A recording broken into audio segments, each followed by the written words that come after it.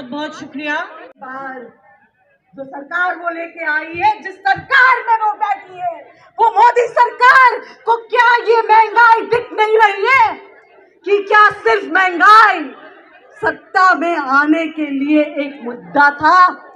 क्या सिर्फ महंगाई लोगों को गुमराह करने के लिए एक मुद्दा था?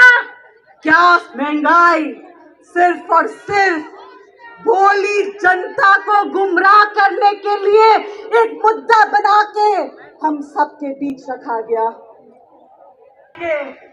कांग्रेस पार्टी और हम आगे तब बढ़ पाएंगे जब हमारे एक एक महिला कांग्रेस के कार्यकर्ता कोई घर बाकी नहीं रखे।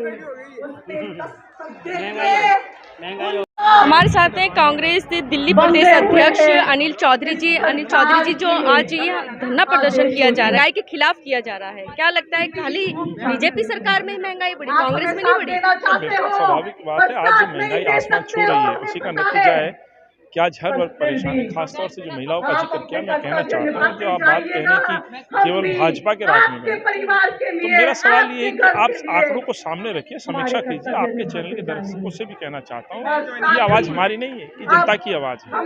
मोदी जी और मोदी जी की नेत्री जो बात किया करती थी, सवाल उठाती थी, गले में सब्जियों की माला पहनती थी, आज सवाल ये उठता है कि गैस सिलेंडर के रेट 2013 से पहले 14 से पहले जो रेट मात्र 420-25 रुपए थे, लोगों को सब्सिडी दी जाती थी, 1,60,000 करोड़ सब्सिडी दी जाती है। मोदी जी आते हैं, मोदी जी पहले देशभक्ति राष्ट्र निर्माण के नाम पर इमोशनल करके सब्सिडी छुड़वा देते हैं, गैस सिलेंडर के रेट बढ़ाते हैं। आज गैस सिलेंडर 950 रुपए का हो गया, पेट्रोल डीजल 100 के पार हो चुका है, मिट्टी का तेल बढ़ चुका, सीएनजी पीएनजी बढ़ चुका है। तो सवाल ये, जब कोई भी ईंधन के रेट बढ़ते हैं तो इसका असर धीरे धीरे नीचे आता है, ट्रांसपोर्टेशन से लेकर के सब्जी, आटा, दाल, तेल पे आता है, नमक पर आता है।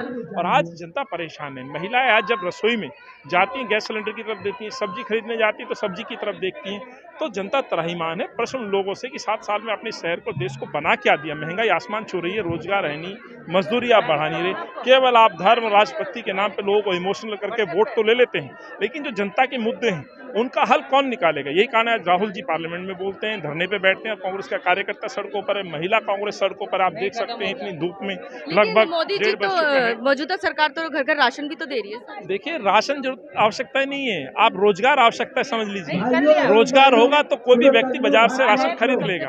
आप राशन देख करके लोगों की जुबान बंद नहीं कर सकते। केवल गेहूं कच्चा राशन से क्या घर चलेगा? उस राशन को पकाने के लिए ईंधन भी चाहिए, जिसको गैस रसोई गैस बोलते हैं, जिसका रेट 950 है।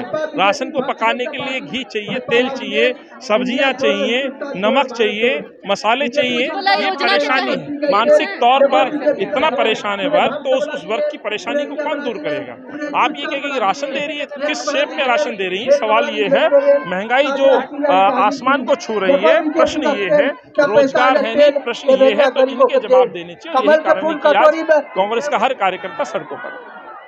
तमाम जनता से क्या? जनता से नहीं, जनता की तो आवाज हम लोग हैं ही, जनता की आवाज ही तो हम तक पहुंच रही है। जनता हमसे कह रही है कि आप आवाज उठाइए, हम आपके साथ। यही कारण है कि राहुल जी पार्लियामेंट में बोलते हैं, पार्लियामेंट के बाद धरने पे बैठते हैं, कांग्रेस के कार्यकर्ता सड़कों पर हैं, और जनता तो बेचारी परेशान है। उसे अपना घर चलाना है, नौकरी करनी है, मजदूरी करनी है। इन सरकार से सवाल पूछे। चुनाव होते हैं तब तो राशन बांटने जाते हैं, कोई महंगाई की कोई भी बात नहीं होती है, लेकिन जब चुनाव हो जाते हैं, रिजल्ट आ जाते हैं, एकदम महंगाई बढ़ जाती है। क्या है ये? कौन सी राजनीति? यही राजनीति तो हम पूछना चाह रहे हैं मोदी जी से। 136 दिन आप महंगाई पे लगाम लग के रखते हो, शांत करके रखते हो, और हम राहुल जी कांग्रेस के कार्यकर्ता ये बोलते हैं ये चुनाव जीतने के लिए एक चुनावी हथकंडा है, फिर जुमला साबित होगा, और वही हुआ।